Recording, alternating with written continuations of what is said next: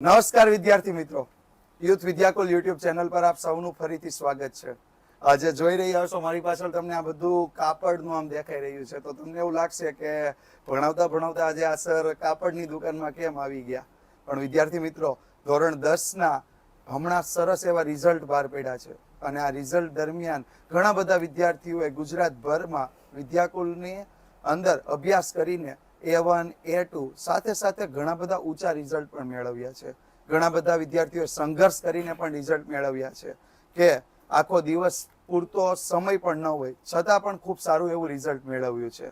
અને આજે આપણે પણ એક એવા જ વિદ્યાર્થીઓને મળવા આવ્યા છે. એમની પાસેથી આપણે જાણવું છે કે કેવી રીતે મહેનત કરાય અને કેવી રીતે માર્ક્સ લવાય.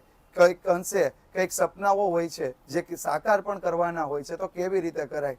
તો વિદ્યાર્થી મિત્રો, પહેલા તો આપણે મળીએ તો પૂછીએ કે એ વિદ્યાર્થીનીને કે બેન શું નામ છે અને શું રિઝલ્ટ છે આપણું.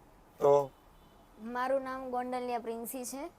હું અહીંયા સુરતમાં છું અને હું યુથ વિદ્યાકુલમાં મેં એડમિશન લીધું હતું અને એમાંથી હું તૈયારીઓ કરતી. બેન શું રિઝલ્ટ હશે આપણું? મારું PR છે 98.66 અને પર્સન્ટેજ 89.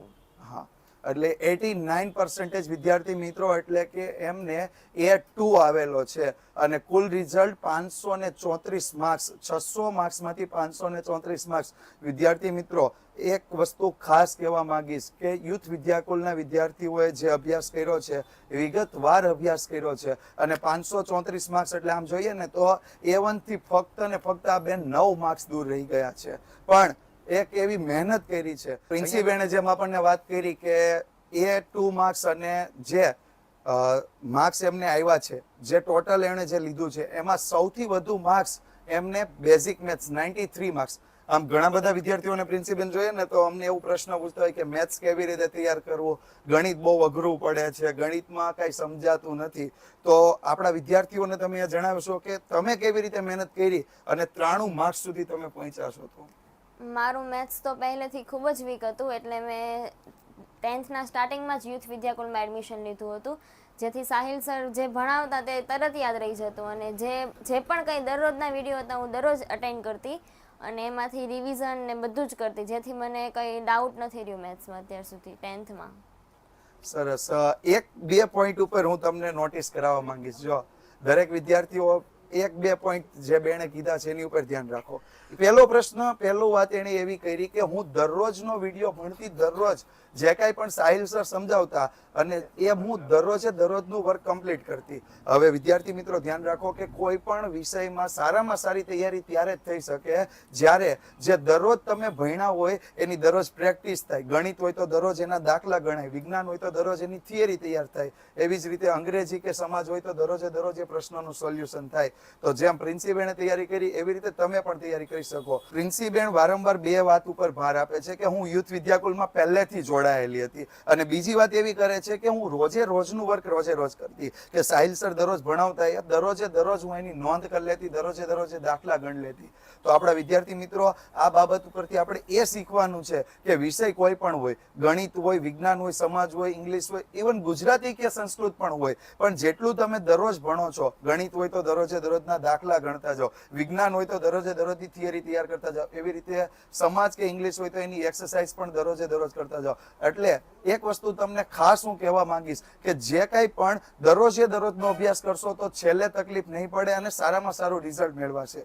બીજી વાત કે યુથ વિદ્યાકુલ એને પહેલેથી જોઈન કરી લીધું, તો યુથ વિદ્યાકુલમાં એ પહોંચ્યા કઈ રીતે અથવા એમને ખબર કઈ રીતે પડી કે આવું એક ઓનલાઈન પ્લેટફોર્મ છે.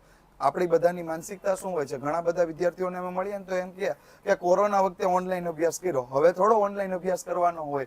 તો આપણે પ્રિન્સીબેન પાસેથી જાણવું છે કે આ ઓનલાઈન પ્લેટફોર્મમાં જોડાયા પછી એમને કેવો અનુભવ રહ્યો, એમની કેટલી મદદ મળી અને આ ઓનલાઈન પ્લેટફોર્મ સાથે એ જોડાયા એ પહેલા એ કઈ રીતે ઓનલાઈન પ્લેટફોર્મ એમને ખબર પડી કે આવું વિદ્યાકુલ પણ એક છે કે જ્યાં ઓનલાઈન ઘરેથી પણ અભ્યાસ કરી શકાય. તો પ્રિન્સિપલ, પહેલો પ્રશ્ન હું એવો કરવા માંગીશ કે વિદ્યાકુલ વિશે તમને જાણકારી કેવી રીતે મળી?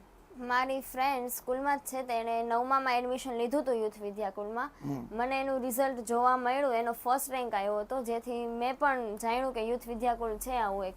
તો મેં 10થમાં સ્ટાર્ટિંગથી જ અહીંયા એડમિશન લઈ લીધું. એટલે પહેલી વસ્તુ તો એક વસ્તુ ખાસ વિદ્યાર્થી મિત્રો ધ્યાન આપો કે ફ્રેન્ડથી જોડાયેલા છે તો હું ઘણી વખત વિડીયોમાં એવું પણ કહેતો હોય છું કે તમે કોઈને જોડશો અને એનું પરિણામ આવશે ને તો એ લાઈફ ટાઈમ તમને યાદ રાખશે. આજે જેમ પ્રિન્સીબેન પણ એ એના ફ્રેન્ડને યાદ કરે છે કે એમના કારણે હું વિદ્યાકુલમાં જોડાણી અને આજે અમે લોકો એમનો ઇન્ટરવ્યુ લેવા અહીંયા આવ્યા તો હજી એ પોતાના ફ્રેન્ડને યાદ કરે જ છે એમ. બીજો પ્રશ્ન પ્રિન્સીબેન એવો કરવો છે કે આ વિદ્યાકુલમાં તમે જોડાયા ત્યાર પછી તમારો આખા વર્ષનો અનુભવ કેવો રહ્યો કે કેવી રીતે તમારો અભ્યાસ ચાલ્યો અથવા તમને કેટલી મદદ મળતી રહી એમ? સ્કૂલમાં ટીચર્સ જે ભણાવતા એમાં કોઈ પણ ડાઉટ રહેતો તો એવું નહીં કે હું બીજે દિવસે પૂછી લઉં. હું ઘરે આવીને યુથમાં જોઈ લેતી, કારણ કે યુથમાં રેગ્યુલર સ્ટાર્ટિંગ થઈ જ ગયું હતું બધા સબ્જેક્ટમાં, એટલે એમાં કંઈ ડર નહોતો અને હું યુથમાં ઘરે આવીને બધા વિડીયોઝ જોઈ લેતી, એટલે ક્યારે મને ડાઉટ નથી રહ્યો. હા, એટલે પહેલી વસ્તુ તો એ કે અમે વારંવાર એક વાત કરતા હોઈએ છીએ કે રાતે તમે 11 વાગે કે 12 વાગે પણ જો જોતા હોય અને કોઈ પ્રશ્ન થાય તો એ પ્રશ્નનું સોલ્યુશન તમે ક્યાં કરી શકો છો તો કે યુથ વિદ્યાકુલ પર જઈ એક વિડીયો જોવો અને ત્યારે ને ત્યારે તમે એ પ્રશ્નનું સોલ્યુશન કરી શકો છો. પ્રિન્સીબેન, તો આગળ આપણી શું ઈચ્છા છે?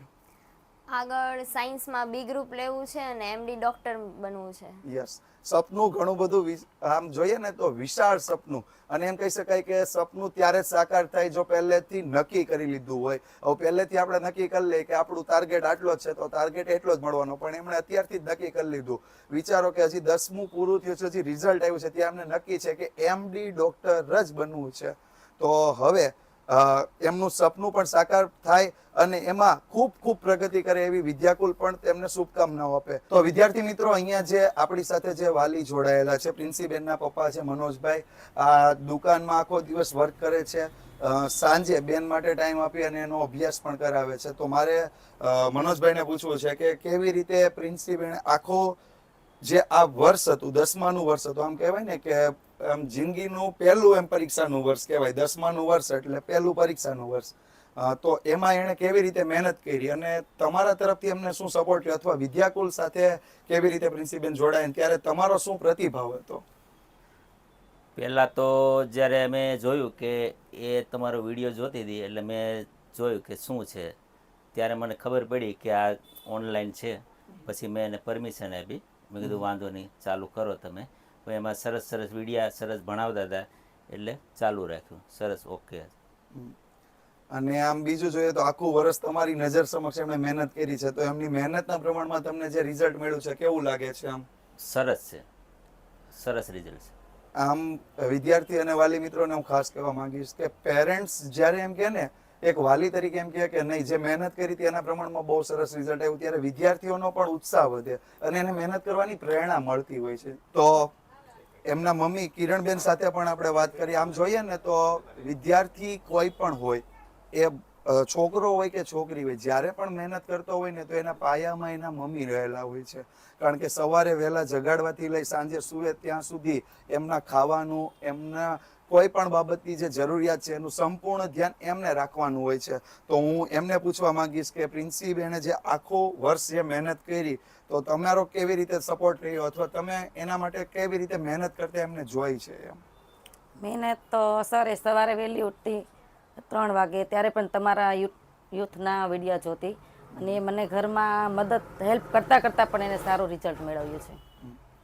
આ બાબત પરથી એક વાત કહેવા માંગીશ કે મમ્મી પપ્પા અહીંયા આખો દિવસ કામ કરે છે તો એવું થાય કે ઘરે જઈને એ પણ થાકી ગયા હોય, તો પ્રિન્સીબેન પણ સમજે છે કે મમ્મીને હેલ્પ કરવી પડે, ઘરના કામમાં પણ હેલ્પ કરવી પડે.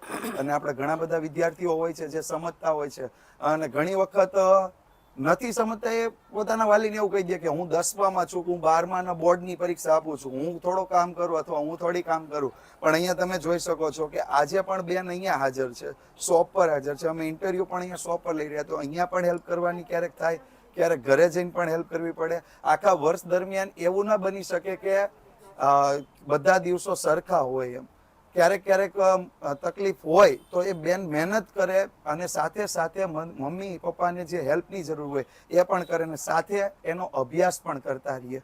તો આવું સરસ મજાનું પરિણામ, મહેનતની સાથે સાથે એમ કહી શકાય કે પરિણામ પણ સફળતામાં પરિણમ્યું છે. ત્યારે હું પ્રિન્સીબેનને ખૂબ ખૂબ એમ કહીશ કે શુભકામનાઓ યુથ વિદ્યાકુલ પૂરા પરિવાર તરફથી એમને એવી આશા રાખીશ કે ખૂબ જ આગળ પ્રગતિ કરો અને સાથે સાથે શું કહેવાય કે જે એમનું સપનું છે એ સપનું પૂરેપૂરું સાકાર થાય અને ખૂબ જ એના ક્ષેત્રમાં એમને સફળતા મળે. તો વિદ્યાર્થી મિત્રો, આજે આપણે આવા એક વિદ્યાર્થીઓને મળ્યા કે જે મહેનત કરે છે, કામ કરે છે અને સાથે સફળતા મેળવે છે. આ ચેનલ યુથ વિદ્યાકુલ એને સબસ્ક્રાઇબ કરી રાખજો, બેલ આઇકોન પર ક્લિક કરી રાખજો. હું વિદ્યાર્થી મિત્રો તમને કહીશ કે આવા અનેક સ્ટુડન્ટ્સ યુથ વિદ્યાકુલ પરિવાર સાથે જોડાયેલા છે અને અમે તમારા સુધી આવા ઘણા બધા સ્ટુડન્ટ્સને લાવતા રહેવાના છીએ. તો થેન્ક યુ સો મચ.